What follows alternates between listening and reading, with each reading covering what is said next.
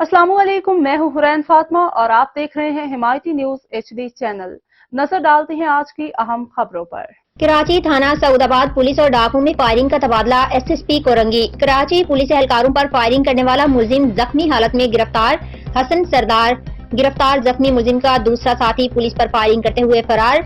हसन सरदार गिरफ्तार। जख्मी मुलजिम से असलहा, एक पिस्टल, 3 छीने हुए मोबाइल और 5000 कैश बरामद। हसन सरदार गिरफ्तार। जख्मी मुलजिम से मोटरसाइकिल भी बरामद की, जिसे चेक किया जा रहा है। सऊदाबाद पुलिस और डाकुओं में फायरिंग का तबादला मिल्लत गार्डन के करीब पेश आया। पुलिस कराची गिरफ्तार जख्मी मुलजिम की शिनाख्त तैमूर वल्द मोहम्मद वसीम के नाम से हुई।